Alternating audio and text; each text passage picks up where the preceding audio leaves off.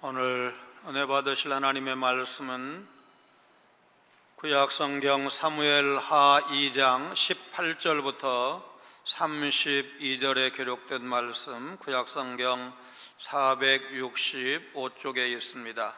27절, 28절 말씀을 한 목소리로 봉독하시겠습니다. 27절입니다. 요압이 이르되 하나님이 살아계심을 두고 맹세하노니 네가 말하지 아니하였다면 무리가 아침에 각각 다 돌아갔을 것이요 그의 형제를 쫓지 아니하였으리라 하고, 요압이 나팔을 불매 온 무리가 머물러 서고 다시는 이스라엘을 쫓아가지 아니하고 다시는 싸우지도 아니하니라. 아멘. 아이젠하워 미국 대통령을 비롯해서 조지 패튼, 벤 프리트 등 고위 장성들의 자녀들 139명이 한국전에 참전을 해서 무려 35명이 전사를 했고 또 다수가 부상을 입었는데, 이 비율이 사병들보다 월등히 높았다. 그러니까 사병들 전사상 비율이 8%인데 이 고위 장성들 자녀들은 25%, 그러니까 4명 중에 1명이 전사를 한 겁니다. 제3대 유엔군 사령관 마크 클라크 대장의 아들도 이 전사자 명단에 포함되어 있습니다. 대한민국 군인 가족으로 유명한 가문은 7대와 10대 육군 참모총장, 그리고 4대 합참의장을 지낸 백선엽 장군, 선인학원 설립자인 그 아우 백인엽 장군을 생각을 합니다. 역사적 평가는 갈리지만 형은 사성 장군, 동생은 삼성 장군으로 예편을 했습니다. 우리 정읍 출신 중에 정승조 장군이 있습니다. 육사 32기 수석으로 1사단장, 이라크 평화재건사단장, 육군 사관학교 교장, 제1군 야전사령관, 제37대 합참의장을 지냈습니다. 그 형 동조 씨도 해군 제독으로 예편을 했습니다. 그러니까 형제 장군입니다. 성경에도 유명한 군인 가족이 나옵니다. 수루야는 다윗의 누나로서 그 남편의 이름은 성경에 나와 있지 않습니다. 그 아들 아비새는 다윗의 측근 부하로 사무엘상 26장에서 단번에 땅에 꽂게하소서, 다윗에게 사울 잡을 절호의 기회가 왔으니까 명령만 내리시면 처단하겠다고 했는데 다윗이 거부했고 대신 사울왕의 머리 곁에 있는 창과 물병을 가져온 적진 깊숙이까지 들어갔던 용감한 전사였습니다. 발이 빠른 아사엘은 적장 아브넬을 추격하다가 피살되는 장면을 오늘 보게 될 것입니다. 다윗의 군대 장관 요압은 다윗 왕조 건설에 지대한 공헌을 하지만 그의 성격 때문에 마찰도 여러 번 빚습니다. 결국 그는 훗날 솔로몬 왕의 명령에 따라서 분하야의 칼에 죽임을 당합니다. 요압 형제는 자신의 재능이 오히려 올무가 된 그런 인생을 살았습니다. 우리에게 주어진 은사는 무엇을 위해서 사용하라고 주신 은사일까? 그리스도 안에서 한 형제인 우리가 서로 사랑하지 않는 이유가 무엇일까? 사랑을 회복하기 위해서 오늘 교회, 우리 성도들은 어떻게 해야 할까? 이것이 오늘의 질문입니다. 아사엘이 아브넬을 추격을 합니다. 18절 19절입니다. 그곳에 수루야의 세 아들 요압과 아비새와 아사엘이 있었는데 아사엘의 발은 들노루같이 빠르더라. 아사엘이 아브넬을 쫓아 달려가되 좌우로 치우치지 않고 아브넬의 뒤를 쫓으니. 역대상 2장을 보면 다윗의 누이 수루야에게는 요압과 아비새와 아사엘 세 아들이 있었습니다. 수루야의 세 아들은 다윗에게 조카 생질이 되는 겁니다. 역대상 2장은 아비새와 요압과 아사엘 순서로 소개를 하는데 아무래도 아사엘이 이 삼형제 중에서 막내였기 때문일 것입니다. 아사엘은 들러로처럼 발이 빠른 사람이라고 18절에 묘사가 되어 있는데, 발이 빠른 만큼 성격도 급한 사람인 것으로 보입니다. 그는 전투에서 패한 적장 아브넬을 자신의 손으로 죽여서 공을 세우려는 성급한 욕심을 가졌던 것이 아닐까. 이 욕심을 채우기 위해서 다른 사람보다 빠른 발을 앞세워서 좌우로 한눈 팔지 않고 아브넬을 쫓아갔습니다. 결과가 어떻게 됐습니까? 좀 불길하지 않습니까? 빠른 경주자라도 선착하는 것이 아니라는 성경 말씀이 생각이 납니다. 쫓기던 아브넬이 오히려 추격자 아사엘을 죽입니다. 20절로 23절입니다. 아브넬이 뒤를 돌아보며 이르되 아사엘아 너냐? 대답하되 나로라. 아브넬이 그에게 이르되 너는 왼쪽으로나 오른쪽으로나 가서 청년 하나를 붙잡아 그의 군복을 빼앗으라 하되, 아사엘이 그렇게 하기를 원하지 아니하고 그의 뒤를 쫓으매 아브넬이 다시 아사엘에게 이르되 너는 나 쫓기를 그치라. 내가 너를 쳐서 땅에 엎드러지게 할 까닭이 무엇이냐? 그렇게 하면 내가 어떻게 내 형 요압을 대면하겠느냐 하되, 그가 물러가기를 거절하며 아브넬이 창 뒤끝으로 그의 배를 찌르니 창이 그의 등을 꿰뚫고 나간지라. 곧 그곳에 엎드려져 죽음에 아사엘이 엎드려져 죽은 곳에 이르는 자마다 머물러 섰더라. 아브넬은 자신의 뒤를 따라오는 자를 향해서 아사엘아 너냐? 물었습니다. 아사엘이 그렇다고 대답을 했고, 아브넬은 다시는 나를 쫓지 말라, 좌우에 있는 젊은 군사 한 사람을 붙잡아서 그의 군복을 벗겨가지고 가라, 그렇게 타일렀습니다. 아사엘을 죽이고 싶지 않았기 때문입니다. 그러나 성격 급한 아사엘은 아브넬의 제안을 거부합니다. 어떻게든 아브넬을 죽여서 공을 세우고 싶었기 때문일 것입니다. 그래서 아사엘은 아브넬을 뒤쫓던 길에서 물러서지 않았습니다. 아브넬은 다시 아사엘을 향해서 자신을 쫓지 말라고 타오르면서 너를 쳐서 땅바닥에 쓰러뜨려야 할 까닭이 없지 않느냐 반문을 합니다. 평생 사울을 도와서 전장을 누빈 백전노장인 자신이 젊은 아사엘보다 더 노련하고 강하다는 것을 넌지시 말하는 것입니다. 또한 자신이 그를 죽이고서 어떻게 내 형 요압의 얼굴을 볼 수 있겠느냐, 일종의 심리전 아니겠습니까? 그런데도 아사엘이 물러나지 않자 아브넬은 자신의 창 뒤끝으로 아사엘의 배를 찔렀습니다. 얼마나 강하게 찔렀는지 창은 아사엘의 등을 뚫고 나왔고 그는 그 자리에서 죽었습니다. 아브넬은 끈질기게 자신을 죽여가는 아사엘을 죽이는 것 외에 다른 방법이 없었을 것입니다. 아사엘이 아브넬의 창에 쓰러져 죽자 추종자들은 그 쓰러진 곳에 멈추어 섰습니다. 아사엘이 죽자 요압의 군사들은 더 죽여갈 수 없었고 아사엘의 시체를 구워두어서 요압이 있는 곳으로 돌아왔을 것입니다. 중국 한 산골에 농사를 짓는 농부가 있었습니다. 어느 날부터 집 근처 연못에서 개구리 울음이 밤마다 들리는데 수가 어찌나 많은지 잠을 잘 수가 없을 정도였습니다. 도저히 참을 수 없었던 농부는 옆마을에 개구리 요리라는 식당을 찾아갔습니다. 제가 조만간 개구리 수백 마리를 잡아올 텐데 혹시 구입하시겠습니까? 식당 주인은 얼마든지 살 테니 잡아만 오라고 했습니다. 다음 날 저녁 농부는 장비를 챙겨 연못에 물을 퍼냈습니다. 불을 비추어 개구리를 확인하던 농부는 깜짝 놀랐습니다. 그토록 시끄러웠지만 연못에 개구리는 단 2마리뿐이었습니다. 농부는 식당 주인을 찾아가 자초지종을 설명하면서 사과했습니다.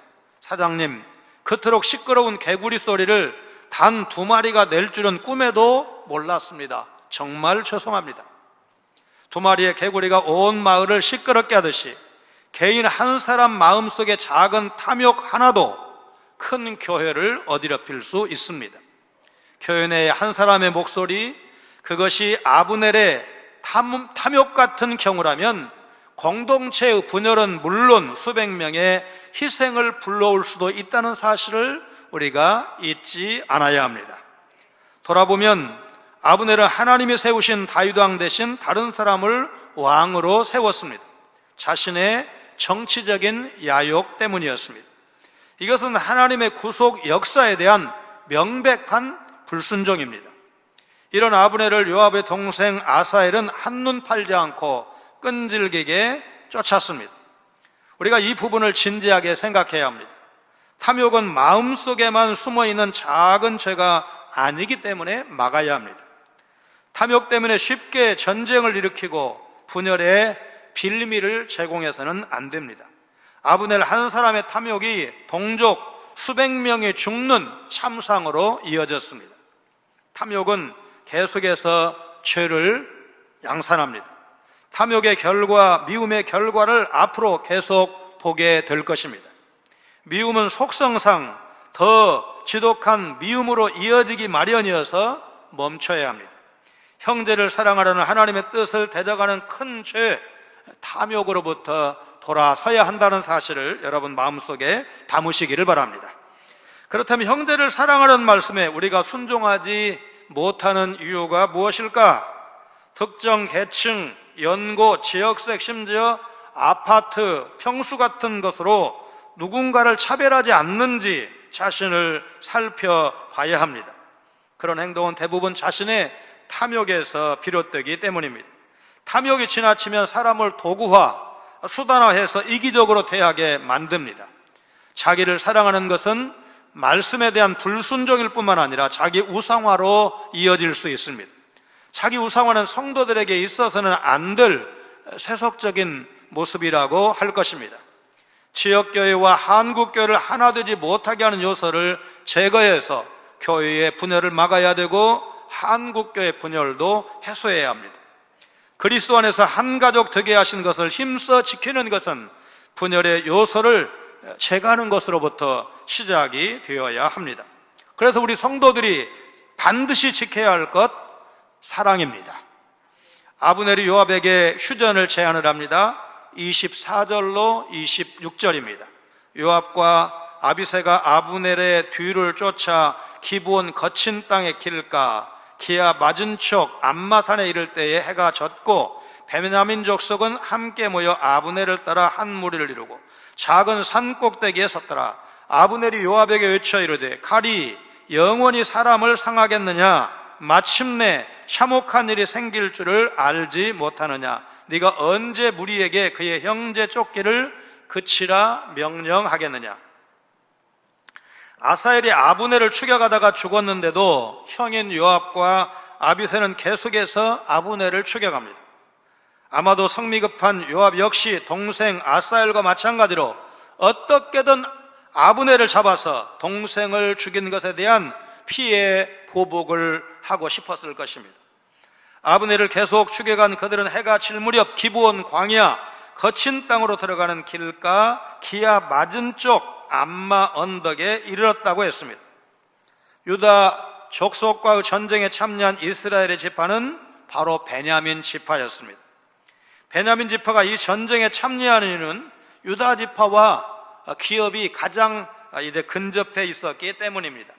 자신을 호위하는 베냐민 지파 사람들과 함께 작은 꼭대기에 선 아브넬은 다윗 군대의 장수 요압에게 휴전을 제의하는 차원에서 세 가지 질문을 던집니다. 첫째, 칼이 한없이 사람을 상하게 하도록 내버려 둘 것이냐? 두 번째, 우리가 계속해서 이렇게 싸우다가는 둘 다 망하는 참혹한 일이 생겨나지 않겠느냐? 세 번째, 언제 무리에게 형제 쫓기를 그치라고 명령할 것이냐? 결국 이 설득이 먹혀들어서 전투가 중단됩니다. 27절로 29절입니다. 요압이 이르되 하나님이 살아계심을 두고 맹세하노니 네가 말하지 아니하였다면 무리가 아침에 각각 다 돌아갔을 것이요 그 형제를 쫓지 아니하였으리라 하고 요압이 나팔을 불매 온 무리가 머물러 서고 다시는 이스라엘을 쫓아가지 아니하고 다시는 싸우지도 아니하니라. 아브넬과 그의 부하들이 밤새도록 걸어서 아라바를 지나 요단을 건너 비드론 온 땅을 지나 마하나임에 이르니라. 휴전을 제의하는 아브넬의 연속 질문에 요압은 하나님의 살아계심을 두고 맹세하면서 만일 아브넬이 애초에 전쟁놀이를 제안하지 않았다면 양측 군사들이 기브온에서 서로 화해하고 즉시 각자 진영으로 돌아갈 수 있었을 것이라고 말합니다. 무리가 아침에 각각 다 돌아갔을 것이요 그의 형제를 쫓지 아니하였으리라.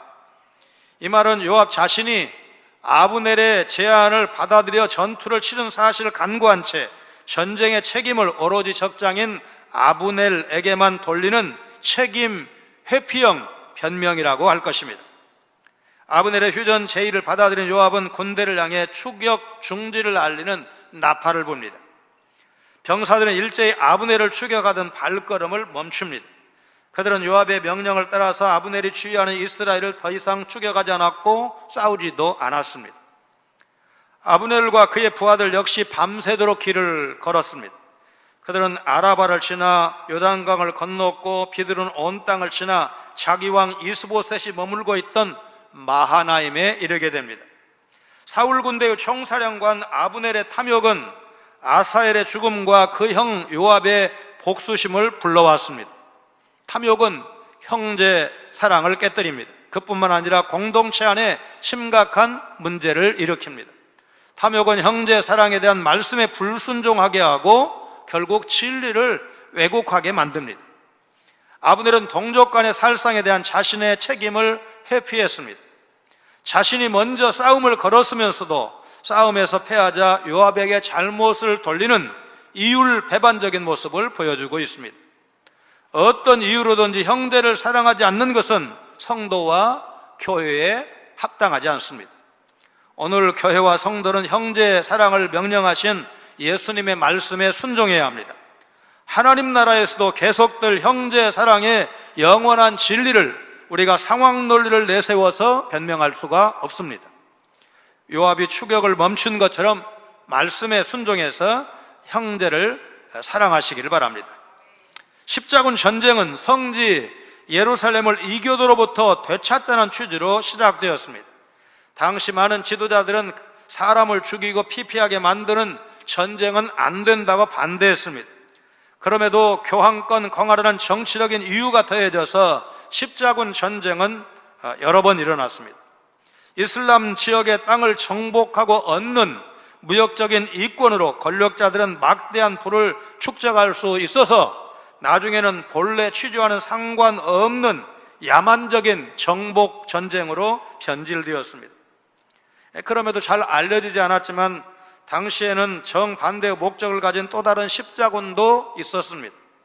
평화의 기도로 유명한 성 프랜시스는 미움과 증오가 동기가 된 전쟁을 주님이 축복하실 리가 없습니다.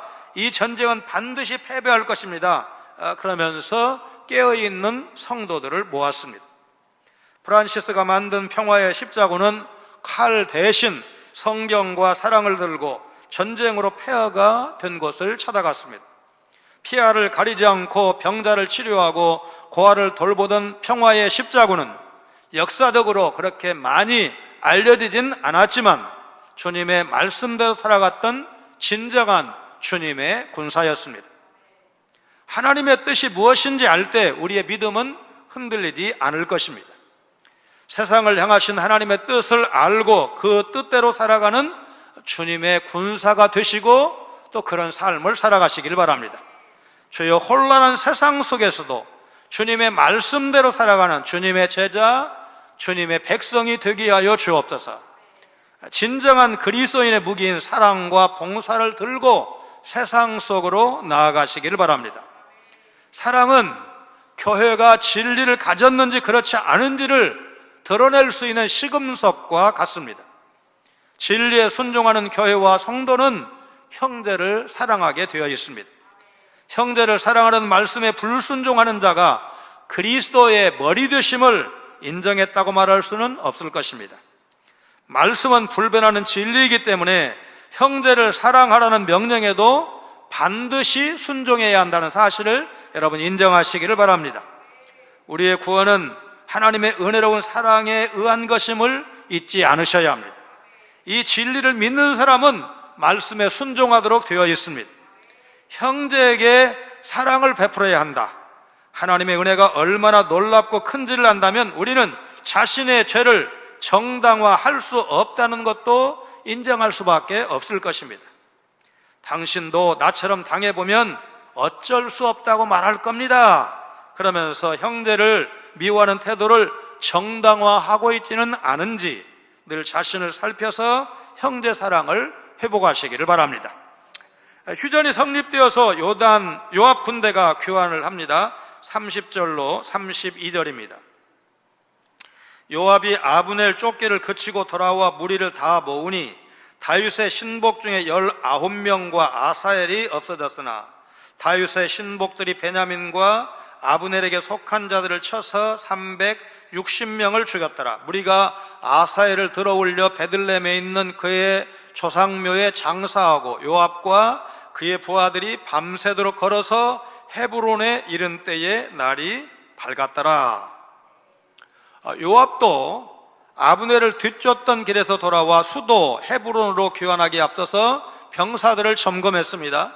그 결과 다윗의 신복 중에 19명 그리고 자신의 동생 아사엘이 죽은 것을 확인했습니다. 반면에 베냐민 지파 사람들과 아브넬에게 속한 사람들은 무려 360명이나 전사했습니다. 17절에 이미 언급한 바와 같이 아브넬과 이스라엘 사람들이 다윗의 신복들 앞에서 크게 패한 것이 다시 확인되고 있습니다.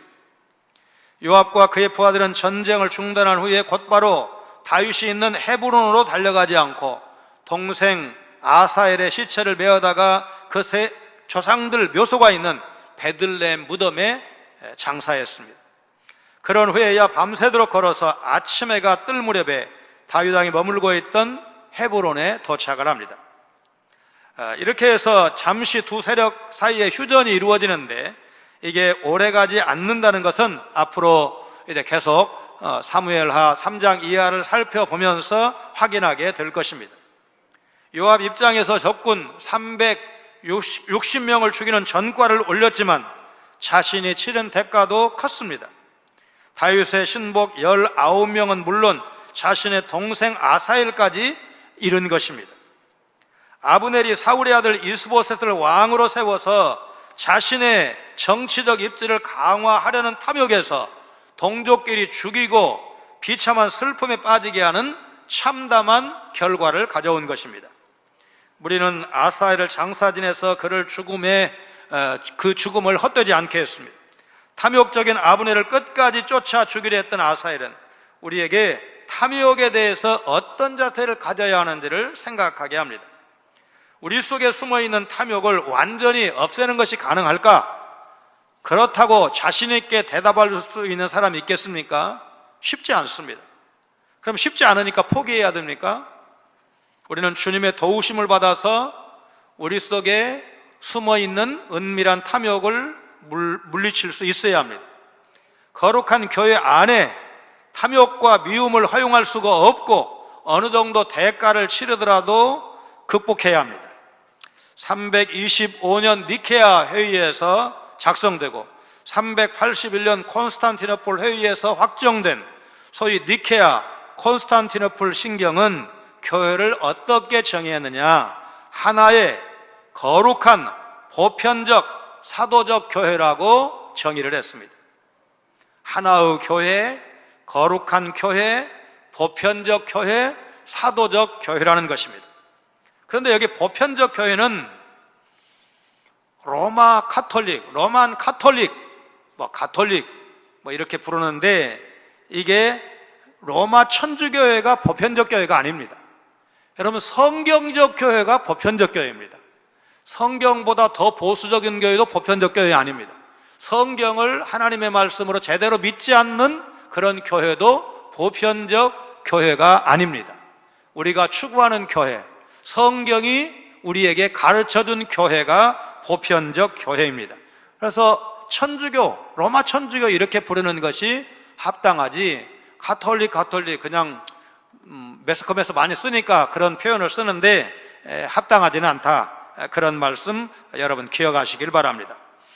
교단마다 신학, 교회 정치, 의식이 다르고 심지어 같은 교단 안에서도 예전과 질서가 다른 것을 우리가 보게 되는데, 그럼에도 불구하고 하나의 교회라고 말할 수 있는 것은 교회의 머리이신 그리스도가 한 분이시기 때문에 그렇습니다. 교회 하나 되면 다양성을 배제하지 않고 오히려 화해된 다양성을 포함한다 할 것입니다. 16세기 성경으로 돌아가자 복음의 진리를 지키기 위해서 로마 가톨릭 천주교의 거짓과 불의에 항거하면서 태동했던 프로테스탄트가 역사 속에서 분열의 죄를 피해가지 못한 것은 참으로 애석한 일이 아닐 수가 없습니다. 분열의 원인이 진리 문제라면 그나마 약간의 위로가 되지만, 교권 다툼이나 심지어 이권 때문이라면 하나님과 성도 앞에 면목 없는 일입니다. 한국 장로교 분열사가 불가피한 측면, 그러니까 교리적 하나 되기가 좀 어렵다, 이런 측면이 아주 없는 것은 아니지만, 그러나 그런 정도 가지고 분열된 것은 너무나 아쉽다, 너무나 많은 교회로 분열되었다는 사실을 우리가 인정하지 않을 수가 없습니다. 예수님은 십자가를 앞에 두고 이렇게 기도하셨습니다. 요한복음 17장 21절 같이 읽습니다. 아버지여, 아버지께서 내 안에, 내가 아버지 안에 있는 것 같이 그들도 다 하나가 되어 우리 안에 있게 하사 세상으로 아버지께서 나를 보내신 것을 믿게 하옵소서. 교회의 하나됨은 주님의 간절한 소원이었고 동시에 복음 전도를 위한 중요한 기초입니다. 교회사학자인 박경수 교수는 16세기 종교개혁이 진리를 위한 항거였다면 21세기 교회개혁은 사랑을 회복하기 위한 연합과 일치여야 하지 않겠는가, 그렇게 제안하고 있습니다. 서울의 한 종합병원 심장외과에 걸려있는 작자미상의 어떤 환자의 시를 소개해드립니다. 이 시에는 고난 중에도 하나님을 바라보는 감사와 신앙이 담겨 있습니다. 하나님, 때때로 병들게 하심을 감사합니다. 인간의 약함을 깨닫게 해주시기 때문입니다. 고독하고 외롭게 하심도 감사합니다. 하나님과 가까워지는 기회가 되기 때문입니다. 때로는 허무함을 느끼고 몸이 늙어 아프게 하심도 감사합니다. 그러므로 영원을 사모하기 때문입니다. 오늘 밤 잠을 못 이루고 뒤척이게 하신 것도 감사합니다. 병들고 고통받는 이웃을 위해 기도할 수 있기 때문입니다. 하나님, 그럼에도 불구하고 감사할 수 있는 마음을 주신 것에 더욱 감사합니다. 예수님이 말씀하신 복은 세상 사람들이 말하는 복과 다릅니다. 모든 상황 속에서 함께 하시는 주님께 그럼에도 불구하고 감사를 드리시기를 바랍니다. 주여, 범사에 하나님의 섭리가 있는 것을 믿게 하여 주옵소서. 어려운 환경 속에서도 주님이 주시는 긍휼을 구하시기를 바랍니다. 교회는 그리스도를 닮은 거룩한 성도의 공동체라는 사실을 잊지 않으셔야 합니다. 그러므로 하나님 나라에 합당하지 않은 어떤 죄도 교회는 허용할 수가 없습니다. 예수님께서 산상수훈에서 말씀하신 바와 같이 형제를 사랑하지 않는 자는 하나님 나라에 합당치 않다는 사실을 마음속에 담으시기를 바랍니다. 안타깝지만 한국교회 하나됨을 깨는 불효가 아베 수상님 죄송합니다 해야 한다는 평신도도 있지만 10중 8구 교회의 지도층인 경우가 더 많습니다. 고민은 그분들을 내칠 수도 없다는 것입니다. 교단적 배경, 거액의 예산 부담 등을 감안하면 내치기가 쉽지 않아 보입니다. 그러면 가만히 있어야 됩니까? 잘못된 지도자들이 돌아서도록 기도해야 하고 기회가 되면 권면도 해야 합니다. 그럼에도 끝까지 말씀에 불순종하고 한국교회 하나됨을 해친다면 교회 공동체에서 제외하는, 축출하는 방법도 모색해야 할지도 모릅니다. 신성모독 발언도 서슴지 않는 한두 사람 지도자의 지나친 독설로 공동체 전체에 미움이 퍼지고 분열이 조장되는 것은 막아야 합니다. 분열과 미움을 정당화할 때 그는 더 이상 거룩한 성도라고 말할 수 없을 것입니다. 예수 그리스도 안에서 하나님이 공급해 주시는 힘을 힘입어서 형제 사랑에 힘쓰시기를 바랍니다. 형제 사랑을 깨뜨리는 탐욕과 미움, 우리 속에서 몰아내야 됩니다. 하나님께서 예수님을 이 땅에 보내심으로 예수님이 직접 통치하시는 그 교회가 이루어지기 전까지, 또 우리가 육신의 죽음을 통해서 이 땅을 떠나서 영원한 하나님 품에 들어가는 그때까지 오늘 교회와 성도는 사랑하라는 명령, 거룩하라는 명령, 우리가 그리스도 예수 안에서 한 몸이라는 것을 점점 이루어드리는 그 일, 오늘 또 이 한 주간도 살아있는 모든 날 동안에 추구해야 한다는 것, 여러분 믿으시기를 주님의 이름으로 축원합니다. 거룩하신 하나님, 우리가 신앙생활하면서 멈춰야 할 불순종이 무엇인지, 내 속에 은밀히 숨어있는 탐욕을 분별할 수 있는 능력을 허락하여 주옵소서. 어려운 시대를 지나면서도 가정과 교회 공동체 하나됨을 위해 반드시 지켜야 할 것이 있음을 알게 하여 주옵소서. 주님이 우리를 사랑하신 것 같이 우리도 서로 사랑해야 한다는 사실을 실천하며 살게 하여 주옵소서. 자기 희생 없이는 사랑과 화평의 공동체를 이룰 수 없다는 사실을 기억하며 섬김을 받으러 오신 것이 아니고 섬기기 위해 오셨다는 주님의 가르침을 본받아 소자에게 냉수 한 그릇이라도 나누고 섬기는 삶을 살게 하여 주옵소서. 예수님 거룩하신 이름으로 간절히 기도하옵나이다. 아멘.